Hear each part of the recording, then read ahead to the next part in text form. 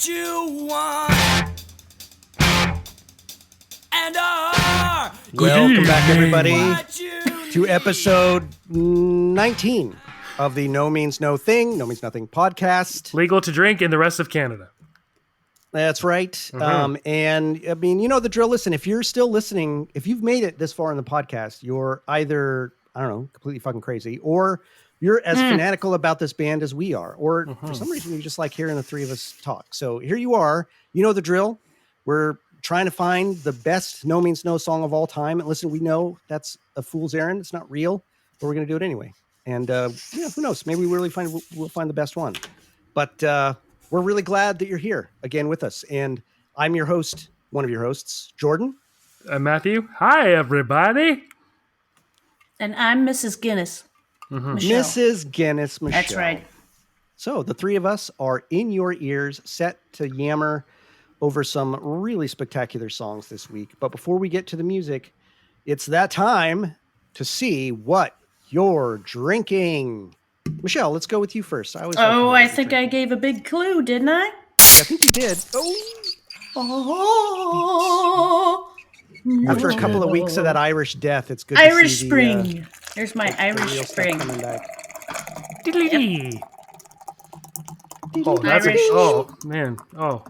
What? Are you I Give want me it. one alright? of Guinness. I know that pour. That's Are you snap okay? open and pour. I don't know. Am I? I don't think so. Not after that. Well, then you get to watch the cascading part, which is the best. Look, you can see it. Oh, Totally. we Look got at to video that. it. So Jesus pretty. I'm Christ. sorry. Listen, someday we'll have video of this, and that will be a highlight of it. Dang. everyone. And I'm being very predictable. I got quite a bit in there this time. We'll see if I Yeah. drink it all. Oh. Unfortunately, I'm almost done with this bottle.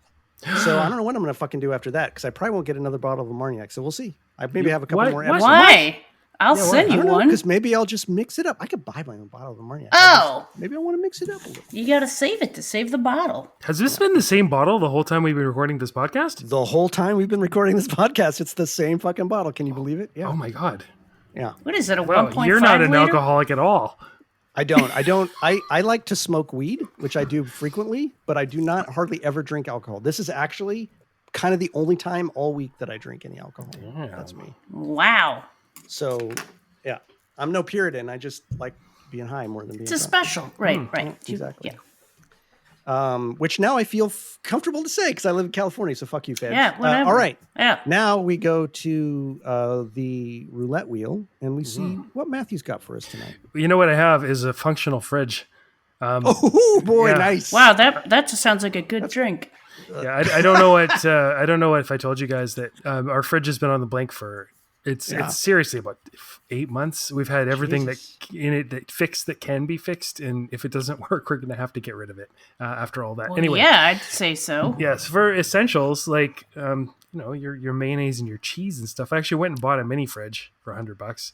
So now I have a beer fridge, which will be here in the garage with me, Fuck and yeah. not an issue to not have cold beers anymore. But these ones are cold. I have 4. 4? Jesus Christ. Well, I had 2, and then I'm currently cat sitting. I'm feeding my neighbor's cat for him, and he left me some more, and I love it when he does that because he buys me things I might not buy for myself. Hey, that's cool. I've Yeah. seen what you buy for yourself, so I'm really anxious to know what you wouldn't buy for yourself. Right. Or what he thinks you would like. I'd like to know right. that. Yeah. He tends to get me a little bit. He knows I don't like the super hoppy stuff, but he's trying to convert me. This one is a very traditional from Daggerad in Burnaby, BC. It is a Daggerad White. It is a Vit beer with sumac, grains of paradise, and orange peel. All right. What was it Wow. called again? Daggerad White. Okay, Daggerad White. Yeah. It's like I've fruit. already lost track of everything you just said, so I'm not sure that one's going to stick in my Well, memory. normally has coriander. I think Vit beer tends to have coriander and is eaten with an orange slice or drank with an orange slice. But this has sumac, which is a sort of tart thing. Grains of paradise, which is kind of like pepper, and orange peel. Grains of paradise. That's the actual name of the thing. So Okay. again, from Daggerad Brewery, the Maroc Belgian style blonde ale, another light one with pomegranate juice, lemon juice, and spices. Yeah. That's slightly interesting. I like that Slightly. one. That would be my choice so far for myself. I don't know. I want you to drink it though. Let's see. I've got the from Tofino Brewing, the Tough Session Ale. So I think it's just a pretty standard beery beer. Tough guy. Yeah, That was it's right out. sort of a surfer beer from Tofino, British Columbia, and Red Collar Brewing. I'm not sure where they're from. They're local as well, though. And Piston 42 Black IPA. Oh, that's probably got a lot of alcohol in it. I got the pistoned by 42 guys. No. Oh, we haven't released so that. Yeah, strong beer. How strong is it? Are any of the labels interesting? You're showing us cool labels. I'm assuming all these are more workhorse labels. It's not very. It's black on black, Okay. so it's kind of hard to see it. 6%. Should be red on red. Right. Sorry. Red on red. You've got me. Or You something beat dark me. against something light. 5%. 5%. Tofino. Season's got a surfboard because of a very bog standard one's- Tofino thing. Right out. You're not no Disqualified. beach boy. No beach boy. Disqualified. Dagger. I've seen No Means No in Tofino though. Tagarad White. And What label does that a remind little me of? cask What of does that look Amontillado. at? What is that? Dagarad Maroc. That looks like a Campbell's soup. I'm going with that. The first one that you just showed us just now. The black label. That would be Okay. my choice. This one, the Piston 42. Yeah. Yeah. Just because I like jokes He likes piss. about 42 guys pissing in your beer. Jesus Christ. That is the level of my maturity. All right. Well, we're going to wait for Matthew to crack it open, tell us how it tastes. That's everyone's cue to do the same. I want you to crack open what you got. Kick back in front of the fire and in front of the TV, in front of your little phone when you're in the bath. You're probably listening to this in the bathroom, on the toilet. Listen, there's one of you right now I know is doing that. So I'm speaking to you. Pinch it You aloft. you have your little earbuds in on the fucking John. Have a good You're taking the Enjoy Browns it. to the Super Bowl. Hopefully you don't have. So actually, maybe somewhere there's. Oh my god. Maybe there's somebody who has a beer and is on the toilet. That's my holy grail. Oh, that's kind of disturbing. Yeah. All right. How's it taste? Oh, I haven't. Okay, Take a sip. Can't start with until you take a sip. Fucking A. All right. Cheers. Let's cheers, everybody. That's Uh-oh, pretty he's nice. chewing. That's He's pretty chewing. Nice. It's He's not a chewing super it. chewy one though. Oh, But that's you right. did chew Cheers. it. Are you doing like that? Yes. Cheers. Hello. Yes. All right. Let's quit fucking around and get down to business because holy shit, we got some business. Oh, it's tough. A hard one. I didn't like it. This It's is bad. Daddy, do not like it. No. This was hard, folks. This is what we have to choose today. You don't envy us. Some of you hate us, maybe. I don't know. We'll see at the end. We've got fucking hell. Okay, cats, sets. Take 3. Cats, Sex, and Nazis off of Why Do They Call Me Mr. Happy, 1993, and also twice on 0 + 2 = 1.5. So more caps, studio. caps, sex, sets, and NERPSOLs? What? Exactly. It's twice on 0 + 2 = 1.5. One is a demo version. Okay, that's going up against The Jungle off of Worldhood of the World as such, 1995. Ooh, boy. So we're going to talk about this a little bit. First up on that is going to be Michelle. But before we start ripping into the heart, because we all like the heart the best. Heart the best. Yes. The Let's heart's the best. let's hear a little bit of this. Cats, sex, and Nazis. That's why they call me Mr. Happy. Are you a believer? Well, I'm a deceiver. But I lied when I said that honesty was dead. I really believe all the things I say to you. It's just that none of them are true.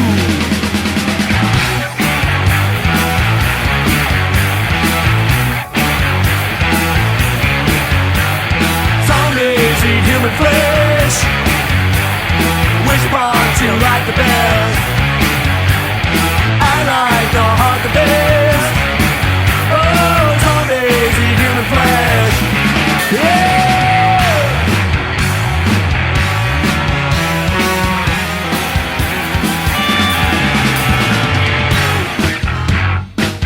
All right.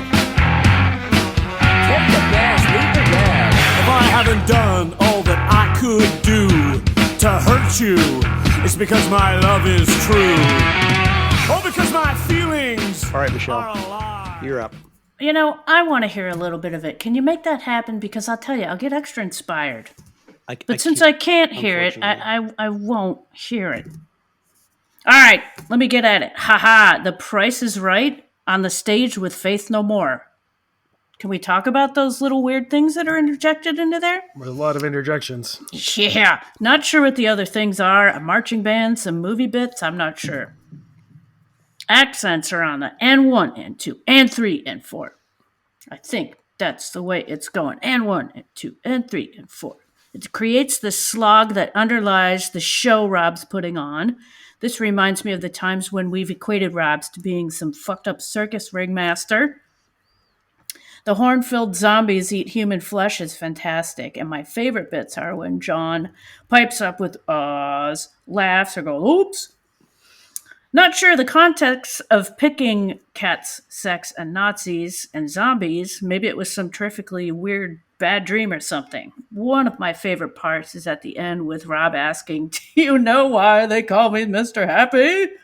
And Andy, I think that's him, says like a totally ultra bored, no. I can't do it right. No. Nobody can. Nobody can. No. One of a kind. And then even better, does you guys why they call me Mr. Happy? No. Really hilarious. So I don't think so, Rob. That's great too. I didn't listen to that version with that one on, but I do like that, and I think that's John saying that. Anyways, this song is hilarious and gloriously strange and cool. all right. Nice. There it is. Matthew.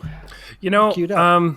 I forgot to do this in the preamble, so I'm just gonna do it now because I just discovered today that Lyle's Place, which is basically it's the there would have been no, or the indie scene in Victoria wouldn't have been the same without this record store. Oh, right. So I'm glad you're doing this. This closing is their awesome. doors after 40 years. I spent so much time and money in there. I even worked there for a short time. Wow. So it's Victoria's Amoeba Records. It did the job, and a lot of people went through there. They were very supportive to local talent, and I just want to say thanks to Rod Lyle and your incredible staff, most of whom were with you, or many of whom were with you through a long tenure on Yates Street in Victoria, not far from the corner of Douglas and Yates. And thank you so much. Haven't been there in a long time, but cheers, big ears. Well played. Raise your glass now, Matthew. Your bottle. Sorry, just off camera. Yep. It's like I know. Yeah. Cheers to Lyles. Yeah. All right, so cat, sex, and Nazis. Yeah, they were having fun in the studio. I think because they sort of had to reconstruct that album being the first one or the first one since Mama, where they were kind of building things to just the two of them. So many samples, which is kind of interesting. You're right. The Pink Panther and the reference. I think there's a Resident sample. There's Faith No More, of course. Right at the end, there's Smoke on the Water. I think there's even a little piece of one of their own songs. I Am Wrong is in there somewhere. Extremely quotable song. So many incredible lines. It's sort of in the same vein as, in some ways, as Every Day I Start to Ooze, only with a little bit more identifiable coherency in terms of... it's a song, to me, about the emptiness of truth, that there is no truth, and as truth as an entity is hollow. You look at me and there's nothing to see. I think it could also be interpreted as a song about, or these days anyway, a song about the media. That people are happy when they're entertained or titillated, but there's really nothing there a lot of the time. I don't know. So many great lines. Hopelessly lost in their bitterness. Fuck you.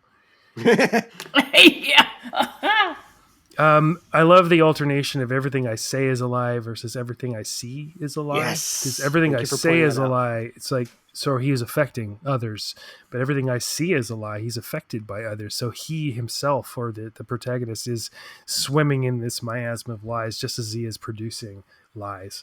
And that truth and lies are just a matter of perspective, maybe. I don't know.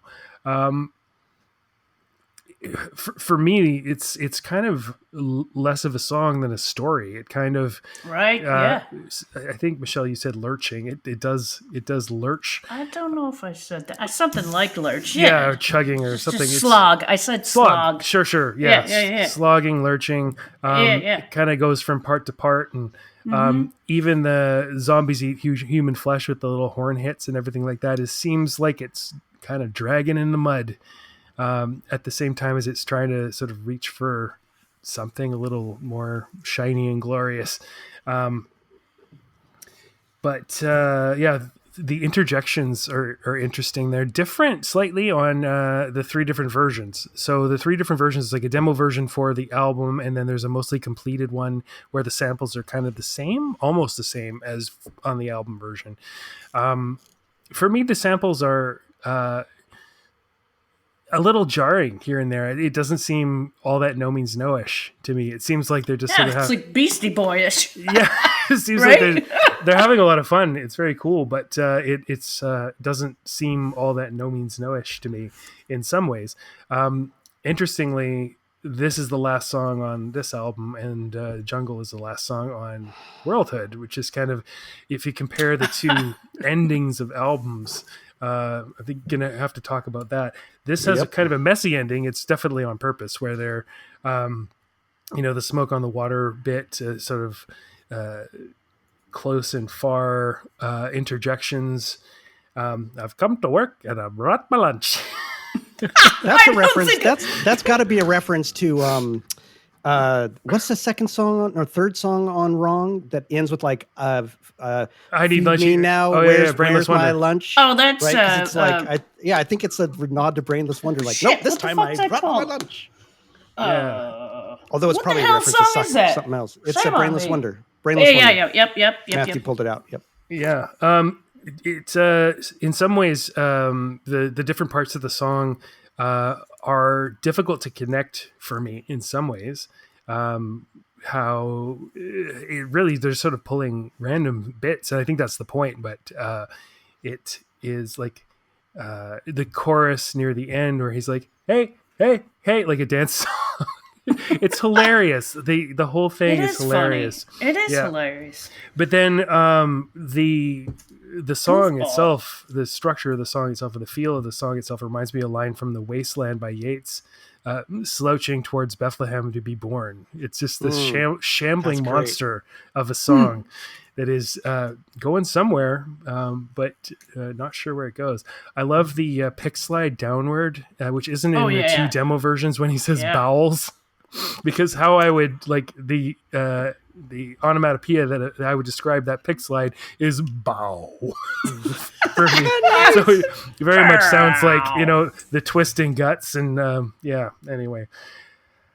Yeah, I like the heart the best and zombies eat human flesh. It's very it's interesting. It's like a march, but again dragging in the mud, like maybe like almost like the Michael Jackson Thriller video where they're kind the of dance, throwing their arms in the air, but they're still dragging their feet. That's the best part of that video, man. I love it. Totally. Yeah. Interestingly, I liked one aspect of the demo version more than the other two versions, where the playing itself was much more staccato, or at least there was it was much different. It doesn't carry on between notes, and I kind of wish there'd been a little bit more of that in the song itself. It's a lot of song for sure. I guess that's pretty much all I have to say about it. Unless anybody can identify any of the other samples. I know that I remember reading somewhere that the title itself is a reference to a movie, but I forget what it was. Oh, see, I wanted to know that. I was like, what the hell's with these three things? Yeah, but very quotable song. There's some All right. Price is Right going on in there. You do hear There that, must be. right? There must be. Okay. There's so okay. much. That's Price is Right guy. Yeah. So buckle up, right? I've got a mountain of bullshit to say about the song. I'm sure none of it is true. Let's open wide for Jordan's bullshit. And open wide for Jordan's bullshit. But these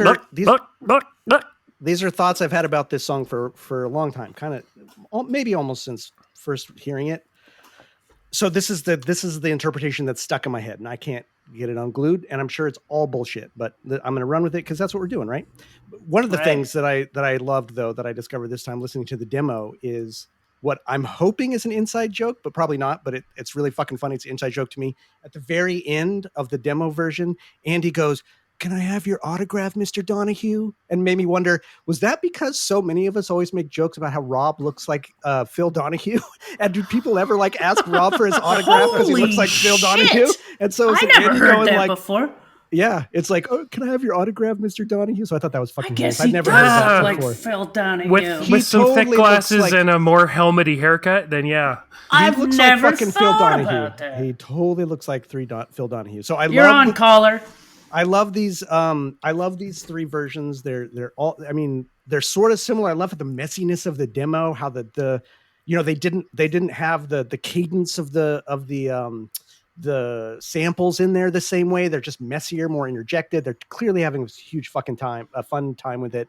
Mm-hmm. This song to me, and then again, caveat just for me, is their most meta song. I think to me, this is. I don't know what that word means, and I don't have any shame in asking. I think it's a song where Rob is talking to us about how we listen to the music. Mm-hmm. I think it's Rob talking about how we read too much into what he says and try to believe that everything he says, he actually believes, and like how nihilistic sometimes or dark the lyrics can be. Is that who he really is? And it's a way of sort of, as an artist, stepping back and saying, no, there's a distance between me and the art. You know, I really believe all the things I say to you. It's just that none of them are true, right? Like, I'm earnest, but at the same time, don't fucking, don't try to pin all this shit on me. It's my art. Yeah. There's so much in the song that it all fits in that way for me. It's such an anticlimax. Sort of, but it's also like a brilliant sort of like statement by an artist who is so intensely personal in what he writes, but so dark to also say, yeah, but you know what? Fuck you. I mean, the whole thing of like, are you getting all of this? Are you getting all of this? Or is there something you've missed? Right? Like he's just fucking, I feel like an idiot even talking about the song because he's telling me because you're doing exactly in the song, right? Don't so it's like, he says. But fuck you, Rob. I'm just going to do it anyway. Right. Yeah, no, I'm so fucking smart. It's such a dumb answer. But it's so great because in a way it's like, it's so sarcastic, right? That feeling of like the burden of being really fucking smart. It's dismissive. It's dismissive. Exactly. Yeah. It's fucking great. And the cat sets and Noxie things, that line, which is probably from a movie, but it can have I could read other things into it. And I do, because that's what my fucking brain does. Right. So first of all, I think he predicted the fucking internet. This was pre-internet that this came out, but that's the internet. It's cats, sex, and Nazis. Sure Those is. are the fucking things on the internet. On a stick. And in that vein, I think it's a perfect distillation of the things that humans get obsessed about. You've got cats, which are wholesome and sort of unassailable mostly. You've got sex, which goes either way. It could be either wonderful or fucking horrible. And then you've got Nazis, which are the worst fucking thing. But people get obsessed about all three of those things. And he encompasses the full range of what humanity gets obsessed by in three fucking weird little terms: cat, sex, and Nazis. And then he starts talking about, zombies eat human flesh. He's the zombie. He talks about being a zombie, and he likes to heart the best. Again, in this parasocial way, I think he's trying to say, I like to fucking talk about, I'm a heart-centered person. Yeah, as much as I may be this mental guy who's talking about all this shit, but I like the heart the best, man. Don't like the brain. The best. Yeah. He's a ringmaster. He's a fucking ringmaster. Master. Yeah. And one of my, I always, this is one of my tics now, my Rob's lyric fuck ups. So in every version, they say the ability to kill with a look in your eye. That's what they say. But in the lyric sheet, he writes kill with a look of your eye, which is totally different. That's an entirely different meaning to say to kill with the look of your eye than to kill with the look in You'd your eye. be a good lawyer, you know that? You would But in be a all really three of good the lawyer. versions, he does say in. I always thought, like, did he just sing it wrong once, or which way did he mean it? But I think he meant in and just wrote it wrong. I don't know, but it's really interesting. I like those little. And then Peter little, Gabriel made a really good song about that. And yeah, I want to talk about this when we get to the jungle, because I think these are both meta songs. These are songs about, in my view, songs about his songwriting, songs about what music means to him. But this is the intellectual side. This is the don't fucking take what I say too seriously. On the other hand, I'm very serious about what I say. And it also has those real, what I love about them, how they lift up the broken. There's a lot of lines in here about, you know, I'm going to raise my glass to all the beauty I see, all those whose souls are the ugliest, right? Like, don't fucking hide the parts of you that are dark. Bring them up. Like, let's not fucking stick that stuff too far down under the surface. You got to own it. You got to bring it up. And he's a genius at doing that. And I think he does that really, really well in this song. I'm sort of scanning through my notes because I know there's other shit I wanted to say, and I don't want to get off of this one and go like, fuck, I forgot to say. But I think I got most of it. But I can't not hear this song as a parasocial song, a song about Rob's relationship with his art and his audience. And I love it. I'm fucking here for it. I think it's brilliant. And that's why I think the weird cut up way it's put together, all of the different bits from other influences, the asides, making it not too serious and yet saying some very serious things, is really appropriate. It's again one of these songs where the way it's made, to me, speaks really directly to the meaning of what he's trying to say, and the kind of carnival nature of it. And all of the asides on all three versions are just fucking golden. It's hilarious. Yeah. Absolutely, absolutely hilarious. Yep.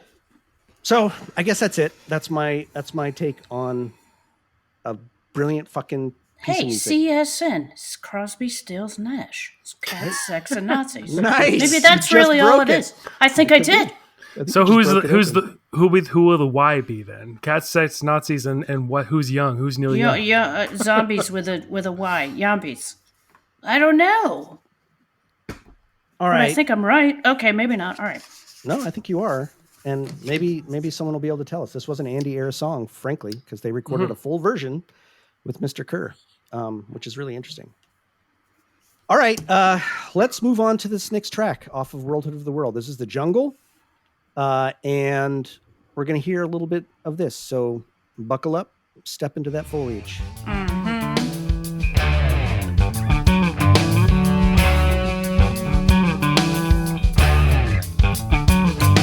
The basis of love that I feel in my heart, the guitar that you see is my learning tree.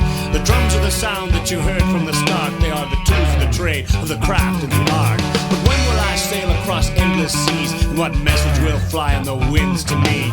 What will I see in the smoke and sparks? When, oh when will I play my part in the jungle?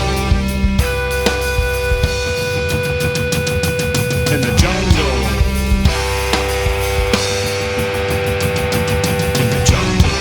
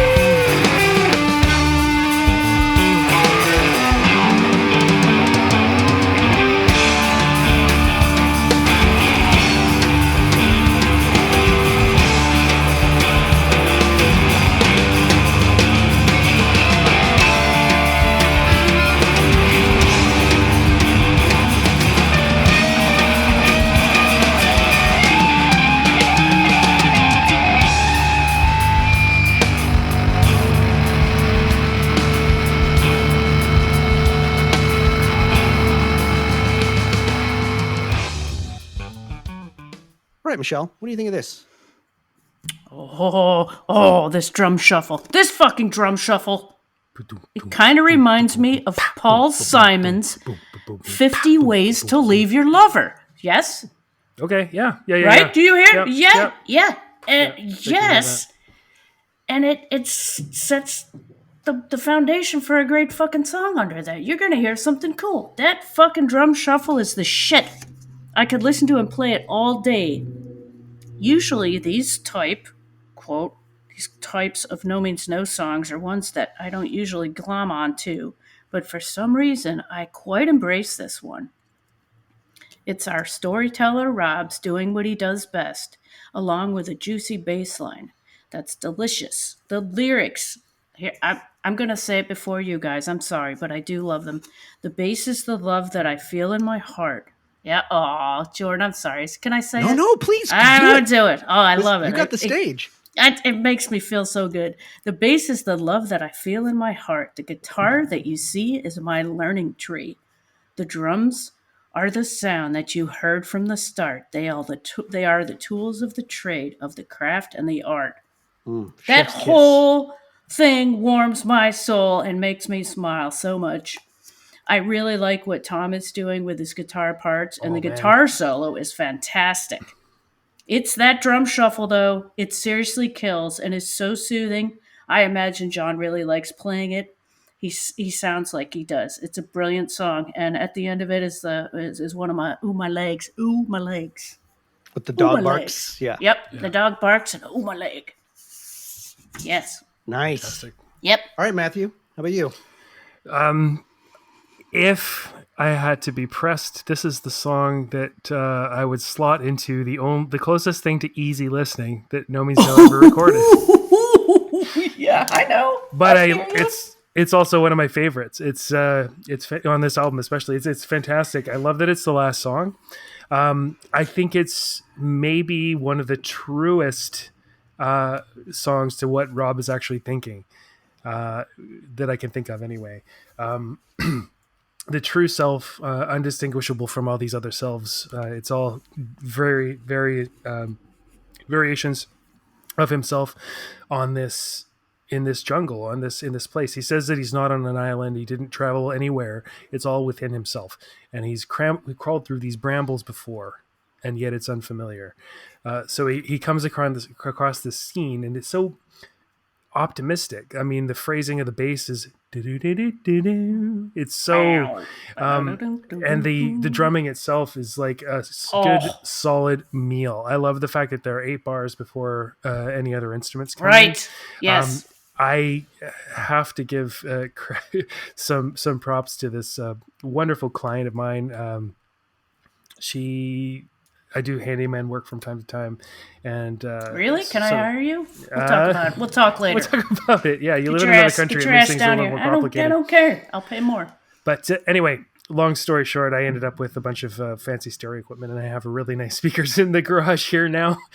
So it's really nice to hear that beautiful recording. And I actually don't know what people are talking about on Worldhood where they're complaining about the production, because I actually really that was like me, it. right? I was the one that complained. It's not just you. I have since apologized because I take it all recanted? back.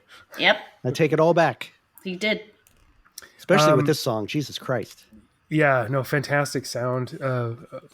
These speakers. This is a lot of sound for a garage system. Let me tell you. Yeah. Anyway, I think it's his true self, undistinguishable from all these other selves, called by something dark but irresistible. The sound of the music, and that is his career. Called to the center of this, wherever he is. I pictured this clearing, and the natives are dancing. There's sort of another side of this song, perhaps, and I would have to ask them. But there's a band called the Darkest of the Hillside Thickets, who I dearly love. Oh yeah, you do. Yeah. Who I'm friends with a few members of, and they the most No Means No song. They are professed fans. Is called The Island, and it's kind of a similar scene that they set. And I would love it if people sought them out and listened to that song and told us what if they agree with me here. Oh, I'm totally gonna do that. Yeah, totally. I'll have a listen. Yeah, this protagonist from, I think, is actually very much Rob, because I mean the bass is the love that I feel in my heart is perhaps the truest and most unambiguous thing in lyric of any No Means No lyric.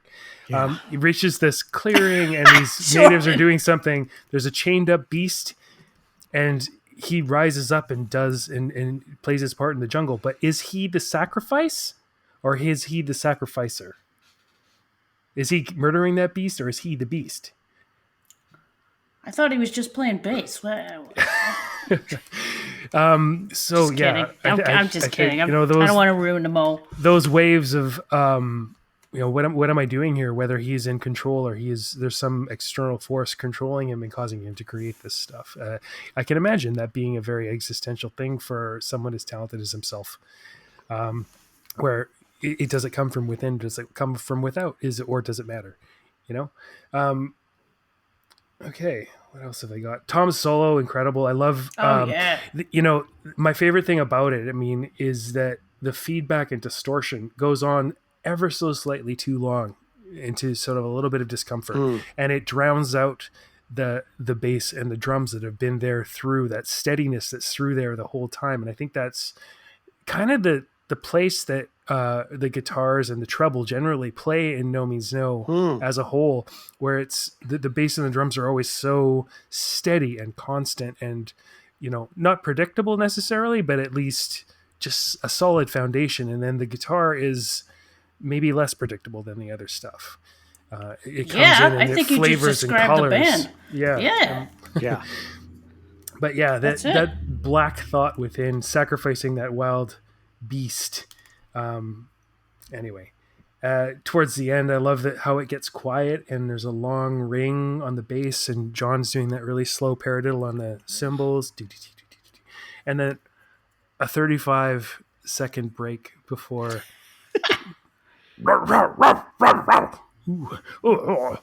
My leg. So what's interesting about the tone is, he's kind of wrestling with it at first, but then the sound of "ooh, my leg," he's not really that disconcerted. He might even be a little like titillated or pleased or something like that by it. So it's like, I imagine that dichotomy of, is he the sacrificer? Is he the sacrificer? This is a process. I'm being attacked by this thing. I'm kind of enjoying it. That's from a movie I've heard, so I bet the original was very much like that, which is why it was so fucking funny. Yeah. I would love to see the original. I heard it was from a what movie, movie is but it from? We gotta I don't find that out. know. Anyway, I was totally blown away. It's such a hypnotic song that it's there's its structure is such that you don't really notice how long it's going on for. It's over 6 minutes long, but I don't really feel that time. Exactly. So You're much. turning pages. It's so good. Yeah. Okay, Nice. that's what I got to say about the jungle. All right. Well, shit, man. Both 1,000% of what both of you have said. I could agree with every sentiment. We're all of a piece on this. Michelle, just like you, that line, that stanza you picked out about. Oh my God. It's just. It's beautiful. corny, but I loved it. No, it's not. It's not corny because it's so authentic. It's so yes. I Maybe don't for some it's know. corny. It's not corny to me. It feels really authentic. Well, I don't think this it's is- corny either, but it could be construed as corny. I don't know. It's really I don't. it's really sincere yes, in a way, it is. like Yep. as Matthew you pointed out, that we don't often hear in this way. And I want to highlight that I think it's really interesting that we have these two songs contrasting. I think they're really good. As much as I don't want to choose between these two, me personally, I think they're a great contrast, because not only are they the last albums on these albums that were one after the other, right? So they're back to back, the last songs. I also think they're both meta songs about songwriting, about music, about the importance of music, just in different ways. This is a song from his heart, right? This is this song to me is really Rob a love letter to how music let him into his own humanity and let him into his connection with other people. The jungle, the natives, like this other humanity that could be so terrifying. Or even other aspects of himself. Well, both, right? Yeah, exactly. Both the inner and the outer, but music gave him away, right? Like, I love that line, I found you before I found myself, right? Yeah. Like, Whoa. music was found. That was something he could grab onto before he even discovered what was true in himself, which is just so fucking gorgeous. And yeah, I think this song and what it talks about is one of the reasons that I think No Means No is so great. Their music does speak to my heart in that way, and it does use these. You could tell the love and the meaning that these instruments have for all of the people who are playing it. It's just fucking gorgeous, and that buttery, beautiful bass line is just amazing.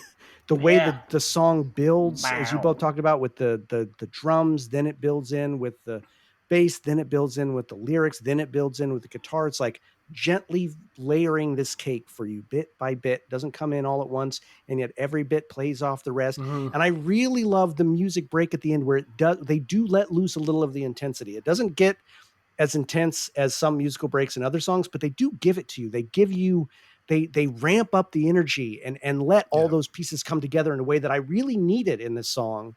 And that really makes this song stand out for me even more, that they do let that part loose. It doesn't stay on that sort of easy listening plane the whole time. It gives me that edge that I want, and then cuts out and just lets loose. And like you said, that last note, just the Rob plucking that note and letting it ring out with the gentle shuffle behind is gentle and beautiful. And the reverence with which he describes how music lets him look at and approach the mysteries of himself and the world is really touching. It's really, really touching. And yes, this song completely disproves the notion that there was bad production. If anything, I would say what it shows to me is that it's not the production on the other songs. It's that they just leaned really heavy into the rhythm guitar in a way they didn't on other songs, which is fine. That's not a mistake. It's just a different type of guitar that they normally don't have. And this song doesn't have that. It's much different. Tom is much more pulled back, and I won't say more typically, no means no, but at service to the bass and the drums in a way that it's not always that way on other songs on this album. And yet that feedback and distortion. It's like, that is pure no means so no. beautiful. Yeah. Love it. So I think this song is gorgeous. It's it's a perfect ending to this album. It's a perfect ending to any album, but this album in particular, a wonderful way to let us out. I think both these songs are actually perfect cappers for their particular albums. Yeah. Beautiful song. Yeah. And I guess I don't have much more to say about it because both of you were incredibly eloquent, nailed everything I'd want to say. That was, I think, 100%. All right, fucking A. So the contestants in the ring, touch gloves, stare each other deep in the soul, and Michelle, kill one of these. Stick the knife in its heart. I don't want to kill one of them. I changed my answer. I had an answer earlier today, but I've just decided I am going to change my answer. Really? I do. I did. Drama. I am voting for the jungle. Hell yeah, I am. Nice. Rob, giving me a good night story. I love it. Yes. All right, Matthew.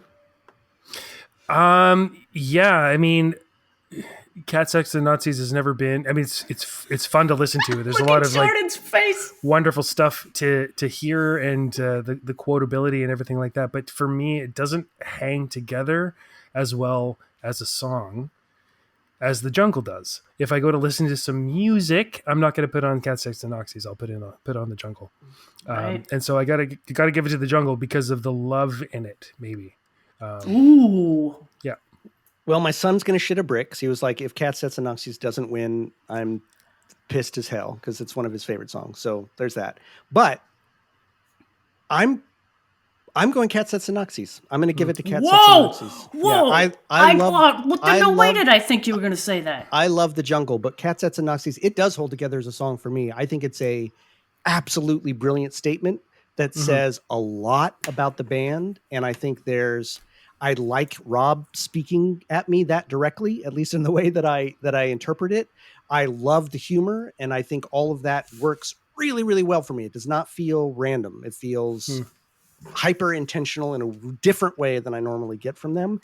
And to me, there's so many bits of it that when I think of them, I'm like, I mean, because I'm so fucking smart, all of it, it's like fucking every piece of that song is a piece that's tattooed somewhere in my soul that I'm like, oh yeah, I love that fucking part. I love that line. I love when they do that. And there's just a lot of it to me that it's just etched. So anyway, I don't need to talk about the song again, but I'm glad to at least give it its one vote. Although I'm very happy to see the jungle go through. Jungle is a magnificent song. This was an impossible choice for me, but I'm going to go with Cat Sets and Nazis. It's a tricky one. I can't say it tonight. Cat Sets and Nazis. Yeah, it's tricky. I just think like the jungle is a beautiful song. I don't think I would ever describe Cat Sex and Nazis. Oh no, as it's not meant to be. Song. It's not. No, meant I to know, be, I for know, sure. I know. Yeah. Absolutely not. But yeah, it was a tough one, and I have to say I have a little bit of a bias because when people find out I'm a No Means No fan, they're like, oh yeah, No Means No. The first thing they'll say, oh, wrong, and I don't think wrong is necessarily the best example of No Means No to know if you're only going to know something, and more often than not. Cat Sex to Nazis is one of the songs that people know. It's the first one that people name. And I'm like, again, not for me, like a real indicative example of what a No Means No song is. Although it has a lot of sort of what I love about No Means No. It's not, exemplary to me. All right. Well, there we go. The jungle is going through the jungle. We're doing a jungle cruise to the jungle. Doing some jungle boogie. Jungle boogie, jungle juice, and then we are letting Cat Sets and Nazis go back to its corners of the internet where it needs to live. And we are going to take a meta pee break because we're going to let you know Matthew needs to go piss. So you won't know anything because I'm just going to edit this little break out. But go ahead, Matthew, go tinkle. Hey, let's hear him do it like they did. Bring the mic in. And the bucket. What the Wow, fuck song was it? I am pleasantly shocked that the jungle made it through. I didn't think it was gonna. That's great. I just changed my vote. I just changed my vote because I realized I don't usually like that stuff, and I couldn't help but pay attention to what he was saying during that. Are you still recording us? I am, but I won't play this. Oh, well, I don't care. Maybe, maybe so. Yeah, maybe. Hey, whatever. Why not? We want to talk about Matthew. No, I've never been attracted to these kind of songs, but there was something about it that was just, I don't know. It was humble. It was humble, This is one of the first times you've really pulled out that long of a lyric stanza. That's huge. Oh, I know. That's something really like touched you in that sense, right? That's fucking great. I loved that part. I loved hearing about how the tree was grown. Yeah, the learning tree. Because the guitar really is. And that's what Rob learned first on, I think, right? Right. Like he learned on guitar and then moved to bass. So there's that meta part of like the guitar that you see is my learning tree. That's how I learned, but the bass is what I feel in my heart, right? Right. It's just fucking beautiful. It's fucking beautiful. Yeah, and then the drums that you heard from the start being the mother's heartbeat sort of business. It's just great. Right. Fucking A. No, that drum shuffle is the shit. Oh my God. I think I heard it more deeply today for the first time, that initial drum shuffle. Fuck, it's so good. I know. Oh it's my like, God, it's so sick jazz. I wonder if there's a name for it, because there's very, very famous drum shuffles named after the person. Matthew's back. Matthew's back. Oh, don't say that about him anymore. Right. Yeah. So anyway, Nord. All right. Well, listen, everybody. We are now going to. Yeah, I said Nord. So now we're going to hear from one of our listeners. And just remember, Matthew, before we do this, we'll probably do this a few more times. Why don't you tell everybody what we're looking for? We really need more people to do this. Did you wash your hands, Matthew, after you urinated? Well, I peed in the yard, so no, I didn't. He can't get us sick through the internet, luckily. All right. But listen, I let it fly free. We need more recordings. We're gonna run short here soon. So please send us in. We know we've got a bunch of you listening. We all have stories. Yeah. Take the leap. Give it, Matthew. Tell him. Indeed. So we kind of use 3 questions as a starting point. So how you came to discover No Means No, what No Means No means to you, and whether you have a story regarding No Means No, whether it's at a show or listening to it with some friends or whatever. It's a personal story regarding the band. If you could record those things in one big old file, it's easier for us if you do 3. But if you need to write it out and have us read it, that's cool too. You saw how that went. Please send it to No Means No Thing podcast at gmail.com. Is that right? Yeah. No Means Nothing podcast at gmail.com. And we will respond, and we will give you technical support if you need that. You can upload that shit to Dropbox. You can attach it if you can know the technical ins and outs to make that attach an attachment on your email. Please send us more stuff. We'd love to hear from you. Exactly. We know you're out there. Excuse me. So tonight we're going to hear from a friend of the pod, Jason Beers. and Jason is a member of our No Means Not to Nothing be confused Facebook with group. Jason Beert or Beer Yep. Rue or Beer V or Beer W.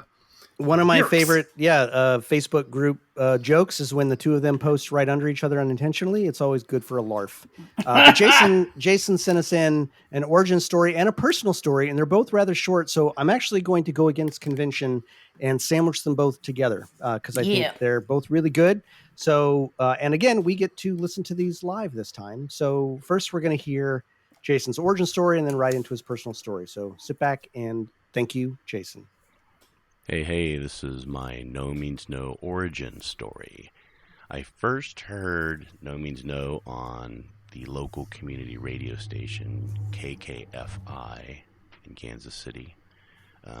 Dad and Sex Mad, although I had no idea who the band was because I did not catch the name.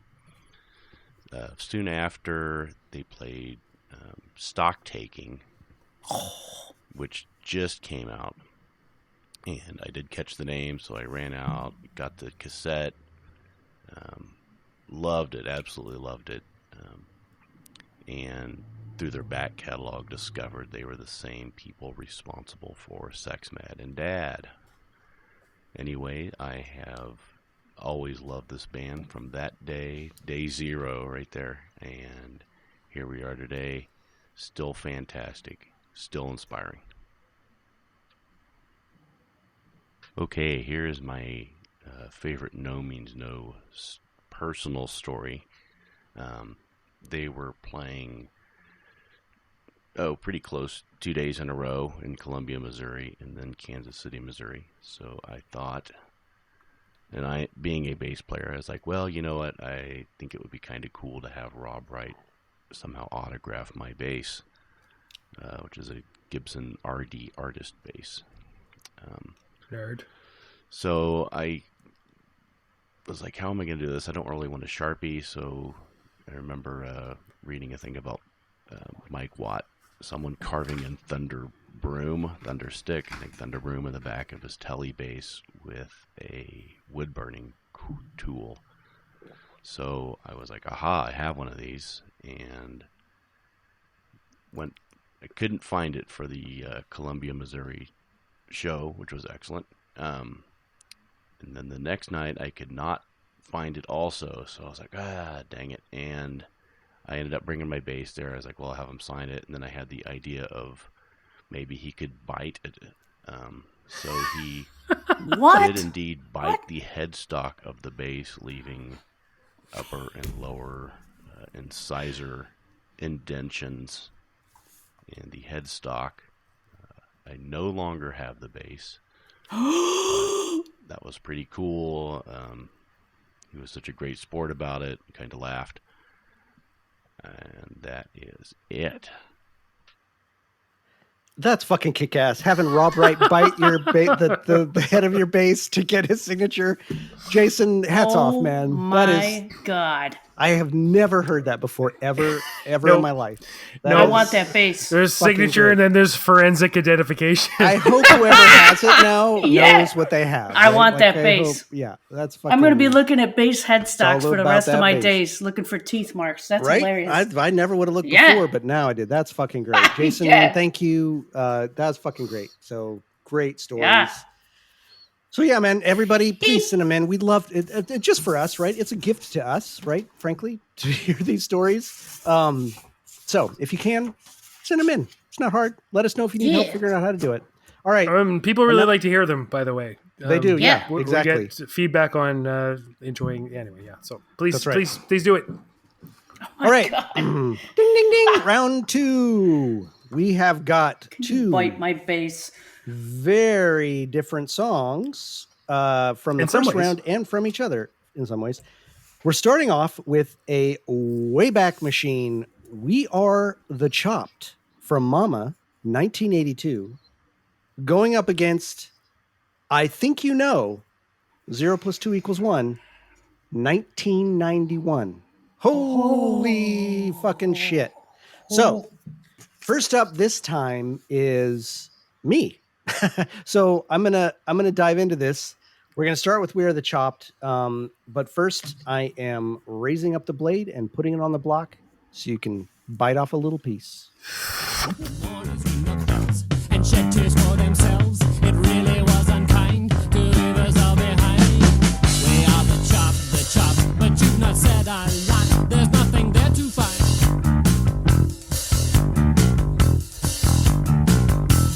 You make patterns with your eyes and blacken in the details you don't recognize. You say that life is breath, and when the breathing stops, you turn and mutter.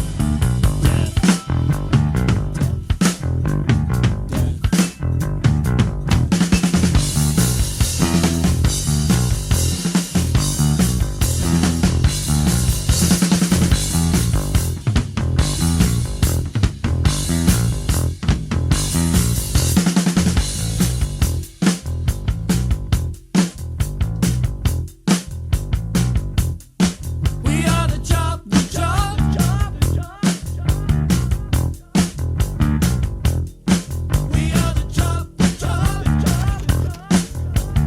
All right. Full disclosure, I don't really want to be first for this song, but I'm going to anyway. I'm more interested in what you guys have to say about it. So let me see what I have to say. First of all, a great song off Mama. One of I don't know if it's one of my favorites on there, but fucking classic. Maybe I'm wrong, but probably one of the most straight up fucking jazz songs, right? Like Sure. it's not a punk song, it's not new wave, it's not blues. It's just all of fucking those things. jazz. I Kind of. think it's new wavy. I think it's kind of new wavy. Maybe a little, but it's also fucking little jazzy. tinge. Also, Also disco. Also, Secret Wish. I would love to Disco. see. I would love to see is. someone kicking back on the top of a fucking piano, doing a full-on Lounge Lizard version of this song in Oh, some yeah. fucking smoky bar. I'll do Spread it. out like an obelisk on top of the fucking Desperately, stand-up just piano. like smoke-filled rooms, smoking. I just fucking someone, please do it. Can we make a I'll video do the to it or piano something? parts, especially Maybe the we gotta make the solos. video. Yeah. Great song, great fucking jazz bits in it. I mean, holy shit! Only drums, bass, and vocals, right? There's no and keys. Sorry, no guitar on this at all. So one of their guitarless songs, fucking great. So let's talk about the meaning a little bit. I will admit this is another one of those songs where I had not dove into the lyrics or meaning of the song prior to this recording. I just never paid attention. It's not that I didn't like the song. I do like the song, but it was never one that made me go, oh, let me really think about what it means. There are some other songs on Mama that were not really like that for me. Maybe I don't know why. I don't know. I don't have any excuse, but there you go. Because So you chopped it. Yeah, maybe I chopped it. So listening to it, this song, it's got a lot of the No Means No hits in there. I think part of that's going on in this song is this feeling of the emptiness of being at the end of one's life and having done nothing. The emptiness of how the mechanical aspect of capitalist society sort of leaves you with nothing to show for your life, a bunch of empty moments and a bunch of sort of conformity and vapidity.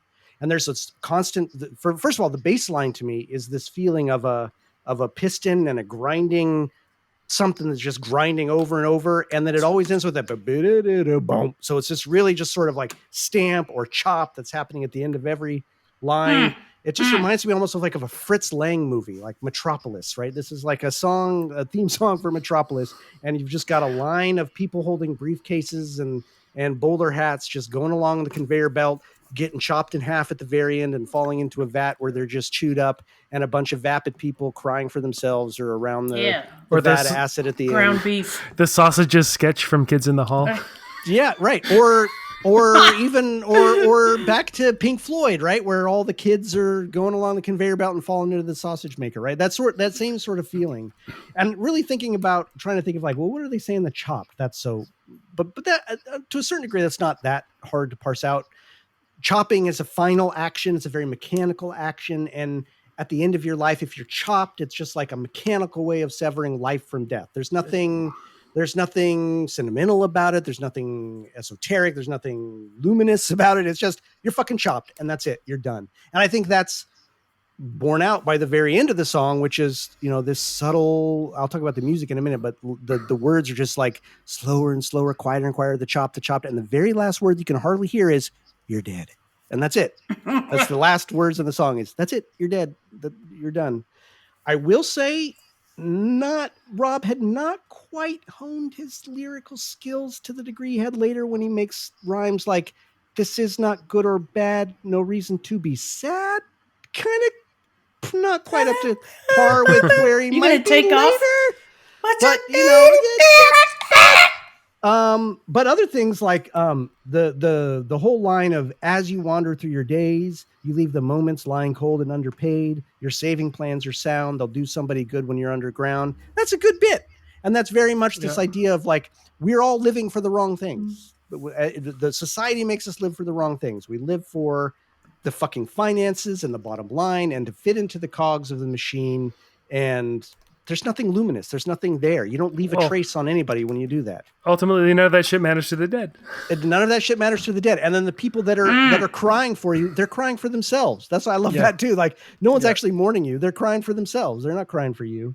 So, and then a lot of that is resonant in much of No Means No. That's not unique to this song, but maybe the first time these sort of themes appear in their music, frankly. So this is the example of some of those themes that appear, I would say, more artfully later on in their music. This is a not immature, but a draft of those feelings and thoughts. Musically, I love the music. I think the bass line's great. Like I said, I think it fits right in with this thing that they found very early, which is making the music fit the theme. It was never secondary. It wasn't just let's play blues and then sing some music. It's like, no, let's find a bass line that fits to the fucking idea of a mechanical nature. It's fucking great on that front. I love all of the fucking cogs and cocks. I love all of the jazz breaks. They're fucking great. And amazing. I think the most straight up jazz breaks period ever, except for maybe Bitches Brew much later, but that's just fucking straight up jazz breaks. Give me a fucking break. No, I'm not talking way more stock taking. No, I'm not saying that there's not other jazz, but those have more like punk rock influence. This is just like, don't be doing that. This is just chill jazz. Maybe I should say that. It's easy jazz. Easy listening jazz. Yeah. Of any of their songs. Matthew, when you said that The Jungle is their most easy listening song early, I was like, no, this is fucking, is not in a bad way. I'm not trying to dog it. I'm just saying those jazz riffs are very like, anyway, I love them. Don't get me wrong. But the bass drum and keys is fucking great. And the bass drum and keys. Did I say the bass drum and keys. I said bass again. Yep. Holy fuck. Fishy. Yep. Oh my God. I'm taking a moment to look inward and reflect at how much of a fucking idiot I am. Okay, so the bass drum and keys. The bass drum and keys one of the things I love about the song is the very end, how it's winding down. How it's winding down, and then you get this machine that's slowly winding down, and the lyrics are winding down, and then you get this bass tone after it that's like funeral bells, just slowly chiming, the church at the end until you're dead, and then it's done. So great song, great early song. All right, it's the meat's turn, Matthew. All right. I think the song is definitely composed on piano, so it's maybe the structure of it is John, which is interesting because John, for a song about death, John was probably 19 or 20 years old when this was written, which is kind of interesting. The chopped, it is a final act, a cleaver. He's probably gotten in trouble a lot when he was a kid. He probably got his fanning hit. You're gonna get chopped, young man. I think about the river. To be riven is to be split. It's don't fucking start talking about the river yet. No. I'm just saying. Whoa. No. This is a song about how it's not how good it is to be dead. It's just that it is a thing that happens. I can't help but think as they talk about the levers, the guillotine, and the transformers refer to the electric chair, that somebody's being executed, and then that kind of doesn't get picked up in the rest of the song. It's really just about death. I do think about one of my favorite. It's actually a young adult novel, but it's not really his Dark Materials series, where there is a blade that comes down and severs the body from the soul. Good call. Okay. Nice. And it kind of makes me think about that a little bit, that they, without the soul, the body just dies. Nice. Yeah. So many great lines in this song. it's either now or not. It's so great. It's so simple, but such a great like thought. That there's a continuum of living, and then there's not. Doesn't matter. Grief is about the living. It's nothing to do with the dead. The dead don't care.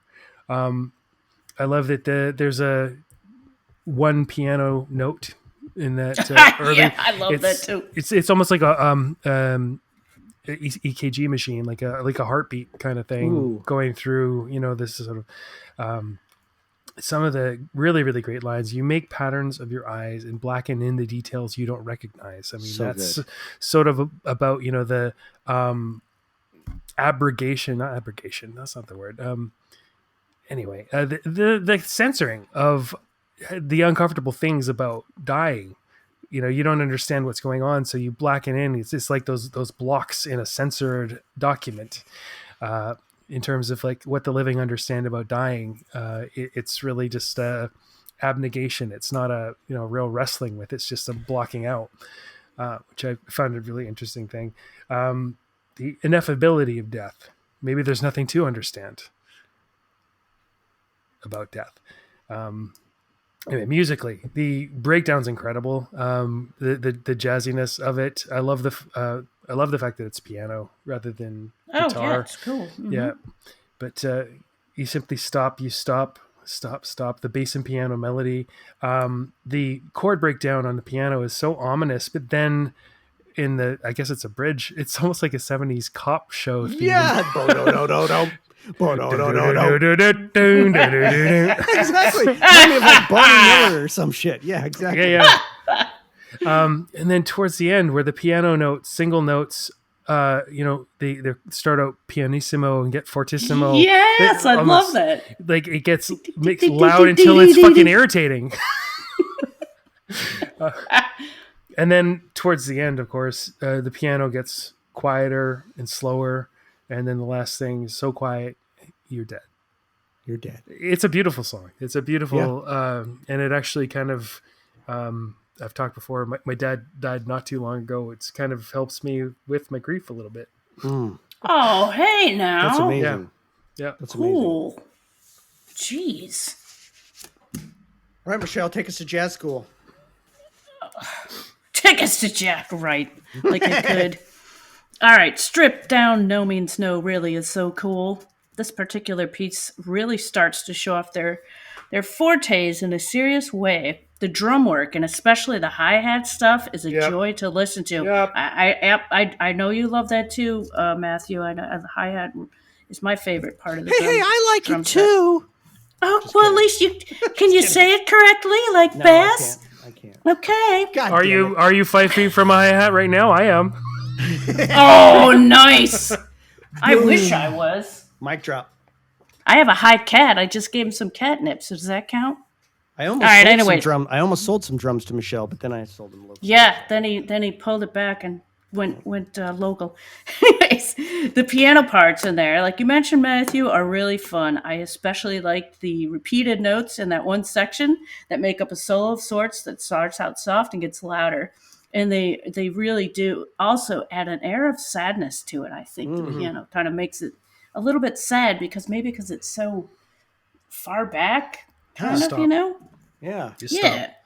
Yeah. There's plenty of jazz in this. And You stop. No, I'm just... yeah. You stop. No, yeah, because I see what you're doing. There's plenty of jazz in this, and it's a great platform for Rob's slightly anxious-sounding bass line. Mm. I love how they use volume in this piece, as well as an echoing effect on some of the voice parts. Truly an early gem and a great platform of their style that's starting to really bloom. Nice. Yeah, man, that's fucking odd. That's all on point. I think everything everyone said on there was on point. That's fucking great. Yep. What a great song, man. Fucking Mama. Mm-hmm. I hope everybody who listens to this podcast appreciates that album. What a Mama. Great That's such a great name for that record too. And this was, I think this was one of the authentic Mama songs, meaning it's on the original Mama release. Not it's the first song second side, I think. Yeah. Do you have one of those, Matthew? Do you have like a real No, one? I don't, but I used to play one when I had a radio show. You had one at the radio station? Yep. Let's break in. All right. Want to go back over there and see if they got it?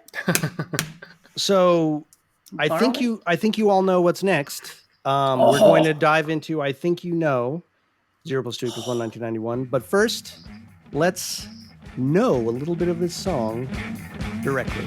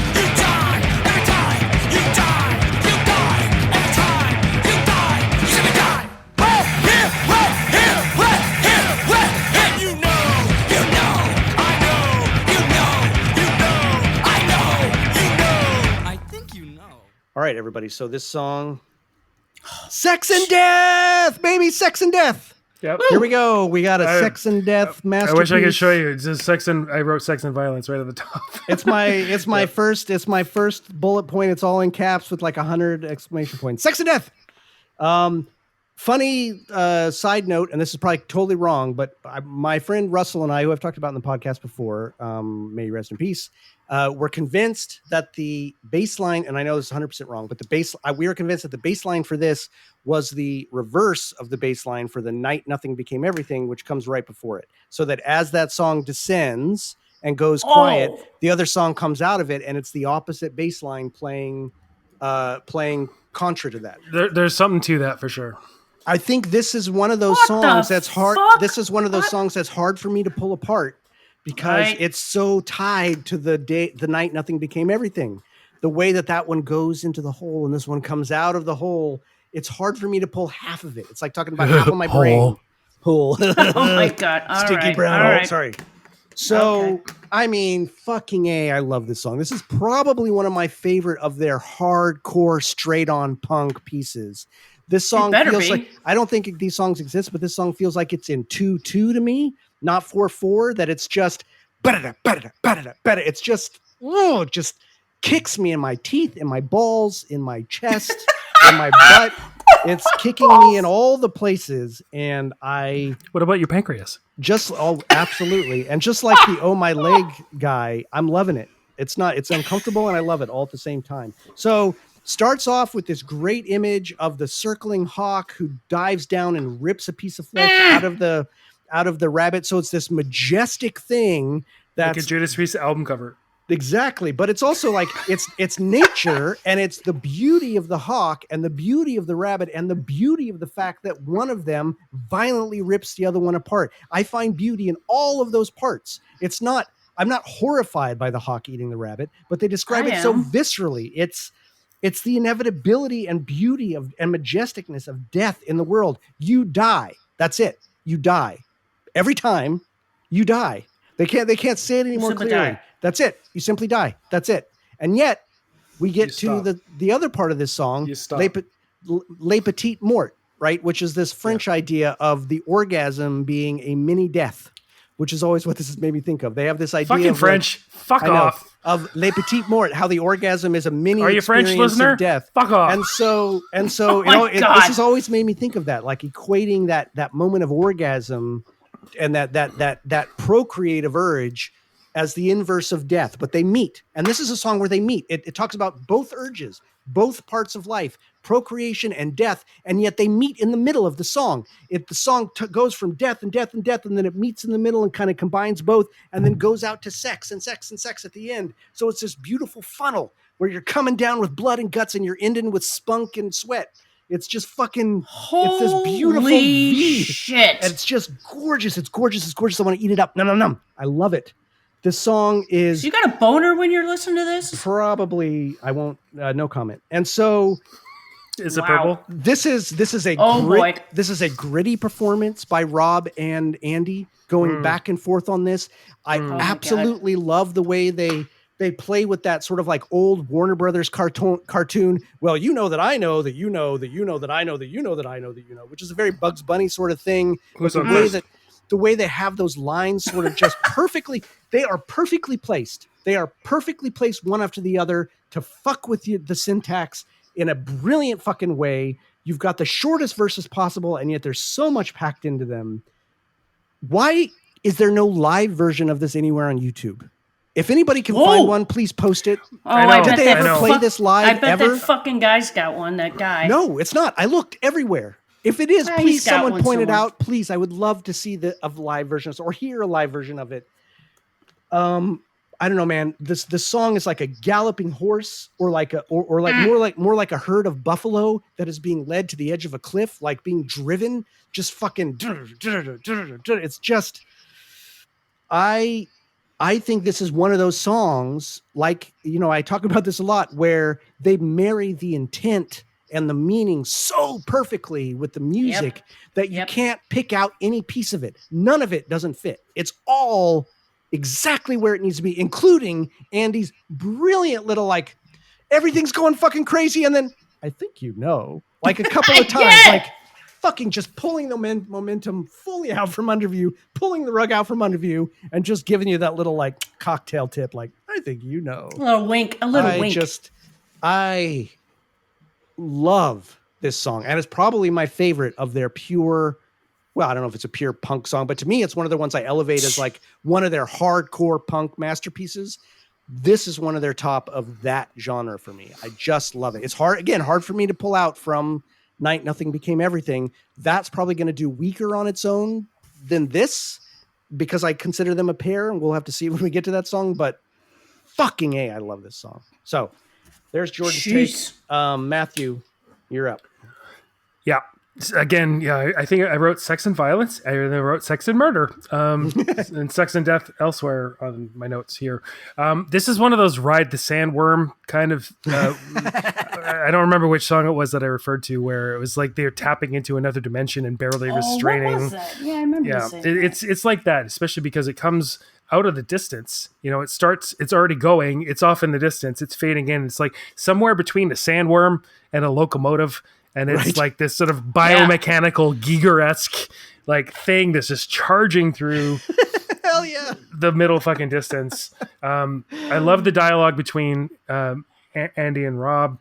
The open hi-hat and the snare, like pistons. Oh fuck. So yeah.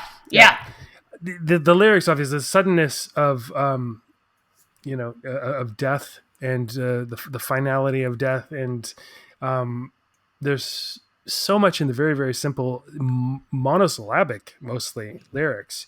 Not half, not wholehearted. Oh fuck. Yeah, It's so good. It's so good. I know. Yeah. I know. Fuck. not half, not wholehearted. I'm not Yep. sure. I have to sort of ruminate on that a little bit longer. In the middle, there's a very silly breakdown. It reminds me of like I forgot to mention that. I love that part. That's so from good. a cartoon. It's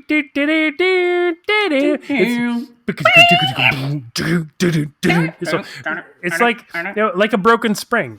It's like the biomechanical sandworm locomotive like busts a fucking piston. Yeah. They fix it and then they're right back into it. I'm like, yes. I did a lot of thinking about the no, like NO and KNOW. KNOW. Yep. No, that there's no knowledge and that sort of thing. And also, I'm going to get really linguistically nerdy, as I have never done before on this podcast, but Never. yeah, never. So, you know, Say you it got so. here, where, here, those pairs alternate. So like one is uncertain, here, where is, and then where, here, you know, there's something like confirming, where it is. And then there's there, where, and so there is where you're not, here is where you are, where is, you don't know. And Huh. I got to thinking about these words, and there's an extra one in Japanese. You got koko, which means like the space near you. Soko, which is the space around the person you're talking to. So it's not where you are. Asoko is where you are. Neither of you are. Mm. And then there's doko, which means like Jesus Christ. which it means like it means it's where, like, so neither of you know. So it's interesting how languages break these things up. That it's internal, it's external, it's neither, and I think that's very no means no kind of thinking. That Jeez. the unknown. Anyway, And how interesting that like the moment of death and the moment of orgasm are commonly talked about as moments where you often lose your sense of being in any place, Sure. right? Like those are these moments where you aren't situated in any place, or at least in some modes of thought, right? Like you're absent in a way. Anyway, sorry, go ahead. obviously my mind with this. This is pull great. out and spurt and all this sort of stuff. Obviously, that's Okay. a sexy thing. There again, there again, there again, there again. You know how the "you" from the next verse is included into the last syllable of the verse. It's very difficult to distinguish between the end of one verse and the beginning of the next. And I love that about this song. Hey, good point. And it's a often continuum. Yeah, it's often the "you" that is that anyway. And then the end. So I think and it stops in the middle. It's got Andy's sort of natural. It's a very natural voice of Andy. Actually, it's not him being particularly snotty. And then the second time, I think it's hard to tell whether he's less sure or more sure that the person knows, if that makes any sense. It's like, I think it's like I think you know more than you even know yourself. Yes. Yeah. Something like that. Anyway, that little bit of prosody where he just like a little bit of space is so brilliant, and it's such a confusing and They do interesting thing so about the much song. with so little. Yeah. Yeah. That's what I fucking love. They do so Oh my much God, with that's so the best. little here. Yep. Yeah. And I did some thinking about how it comes out of the night, nothing became everything, and how it is, like you said, very, very difficult to separate out of even like the whole second side or everything between. Every day I start to ooze and Ghosts, at least all those songs sort of meld together as a whole. Ghost. And this one followed by Ghosts, and a lot of my people God. really think that Ghosts is a stinky song and they don't like it. So fuck It's one them, of my I favorite. guess. Yeah, no, exactly. Yeah, Come on. Fuck them. Yeah. Sorry if you're one of them. I don't really mean it, but I kind of do. Yeah, kind of. This song, when it isn't followed by Ghost, is a little hard to deal with for me. Yeah, Ghost anyway, is a good chaser. It's a good chaser. yeah. Agreed. That's all I have to say about the song. It's a very interesting, intense, and a song, and I absolutely love it. And it is. I am buffeted by it rather than really experiencing it. It's really It does not. You do not get to settle into a chair and listen to this. This one picks you up by your lapels and shakes you from beginning to fucking end, and just looks you right in the eyes the whole time. There's nothing shy about this song. Oh God. Fucking So A. good. All So right. good. That's it. All right. Well, whoa. I'm real interested to see where this is going to go. Michelle, you get to cast the first lot on this draw. So wait. No, I don't. I no. haven't even She spoken hasn't my spoken thoughts yet. Oh my shit! Oh my shit! Holy yeah, fuck! your shit. I was going back to season 1 here. Yeah, no. I'm Lucky Pierre. I'm the monkey in the middle, man. That's right. You're monkey in the middle. Then good. I can't wait to hear what you have to fucking say about this song, Michelle. Ah, you already said it. You know it. No. All right. Here's my paper. These aren't boobs. They're googly eyes right here. Googly eyes. Not boobs. More googly eyes. Boobly This is eyes. googly eyes. Googly. Yes, fucking googly eyes. Here they are, coming up the street in some fucked up ice cream truck. The singing in this is probably the most stupendous mix of panic, anger, and shock. Yes, it is. And I usually hone in on the high overtones that occur because of it. Can you hear them? I think that's Rob, because his laugh, it does that too. Trying to come up with words of how fucking sick this song is not an easy task. This is a clear example of how this band is the Holy Trinity. The Father, Robs. The Son, John, and the holy fucking shit, Andy. Nice. Oh, hell yeah. This riff is so aggressive and fucking unreal. Have you ever heard any other band try and pull this off?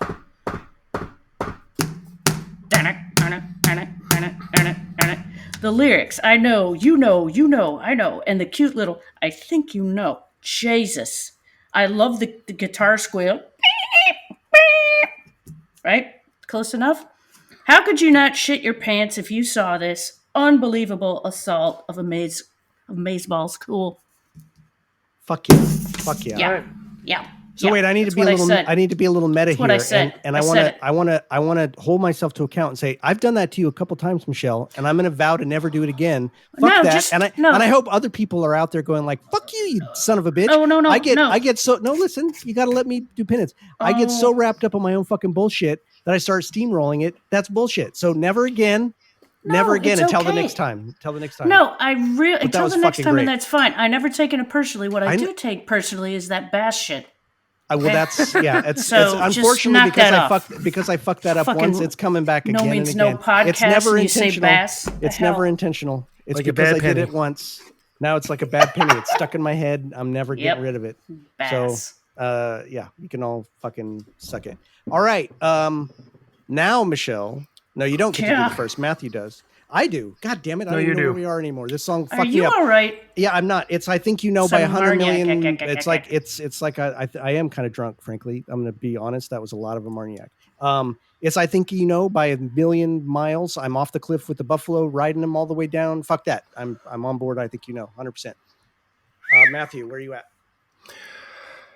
Oh, come on. What the shit? No. Give him all right. Both of these songs are very much about the finality of death. And I think as much as I love I Think You Know, it's really tricky to separate it out from the songs that it's like in a continuum with. And I actually, this is one of those ones where I would have like anything off of 0 + 2 = 1 would have been my vote, kind of like the knee jerk.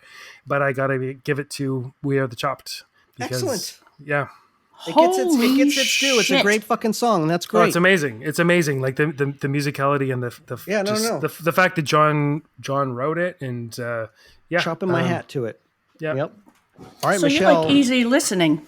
Okay, hold on, everybody. We've got before you give your vote, we have a split decision. We didn't have one last time. I love these. You get to break the tie, Michelle. Oh. Are you cool like me, or are you a nerd like Matthew? That's what everyone wants to know. No, I love nerds. Nerds are the best. They are. I'm really a nerd. But I am cool. I think you know I'm cool. Fuck yeah. You know. You know. Hell I know. yeah. I might be cool. Excellent. They're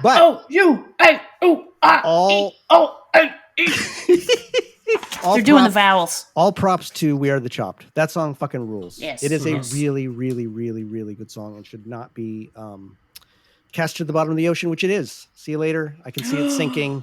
Here comes I Think You Know, because I think you fucking know what was going to win, everybody. Oh my God. That's all right. amazing. Listen, I think you know. It was really hard. Jungle. That was a hard decision. It's not really hard. Expecting. Yeah. I think you know it was the Jungle. I unfortunately Cat Sets and Nazis. Cats. I really can't say it. The bass in Cat Sex and Nazis is, you know, I'm not going to go with the rest of my jokes. It's dead. Not so sex instead, Nazis. Instead, we're going to. I really am too drunk, guys. Slotskis. This is the first time I've actually gotten a little bit too drunk. So I'm going to pass the mic to Michelle. Too drunk. Too fucked. Oh God, that song. So Michelle gets to read about Andy's corrections corner. Yes, and I will now try not to turn off my computer in doing so. I'll do it because I'm so used to it now. Save me. Oh yeah, that's what I usually sing. Yeah, but you didn't. Sorry. All right, here we go. Dead Souls, an early zombie song, one of the original Hanson Brothers song. The funny thing is that it doesn't sound like a Ramones song at all. Far more a hardcore vibe. Dead Souls and Teresa Give Me That Knife were like cousins. I can't imagine we would have thought about including both on one release. And so one went on The Day Everything while the other ended up on Small Parch, just as the Day Everything EP Live, we played Dead Souls straight after the day everything for quite a long time. What's this thing at the end? Irk? If I remember correctly. Oh, jeez, I am not cool. If I remember correctly. Life in Hell. Did I not write about this one already? And as an aside, too bad, because it's that good. Yeah. Alas, not an ode to Matt Groening's fine comic series. The music was written. The music was written by me in the living room of the Rat's Nest in Victoria while I waited for what? Oh, just Rat's Nest. Yeah, Victoria, shout out. Yeah. Oh. Music was written by me in the living room of the Rat's Nest in Victoria while I waited for Rob and John to go through their two-piece stuff in the basement. God. After I'd gone down to join them a little ways into a three-piece practice, I announced that I had music for a new song. I didn't tell them I just made it up 15 minutes earlier. Ha ha ha ha ha. Oh, God. Oh, God. The song. The main riff has a distinct stop-start feel, much like the break to stock taking, as if you cut off the tail end of a long musical phrase and then loop it. Rob added the lyrics a short time afterwards. I'll leave the interpretation of the words to others. I will just say that I felt like it had a little too much of "milady" tone for my liking. I don't think I understand that. I'll have to listen. Yeah, I think he means like it's a little too overtly. Anyway, I don't have to explain. Those are his words. That's his words, and that's what they are. They're perfect. Okay, the last one here, Valley of the Blind. This song has a really nice shuffle going on, courtesy of John's drums and my complimentary guitar part.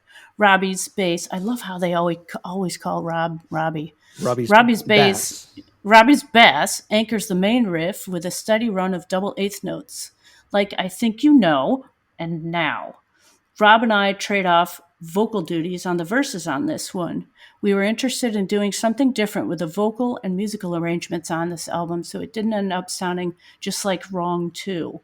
Trading vocals was relatively easy to accomplish and lots of fun as well.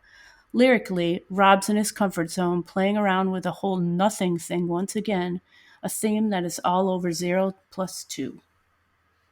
Nice. I want to, first of all, thank you as always, Andy. It's fucking amazing to hear this. Also, yes, amazing to hear how much Matthew and I are totally full of shit by reading so much into Dead Souls about Gogol and all that shit. It's a zombie song. They're really just dead souls who are coming for me, right? Like, so it's good to be brought down to earth a little bit. Boy, that's fucking great. And then he wrote Life in Hell in 15 minutes? Yeah, I mean, come on. Jesus Christ, man. Jesus Christ.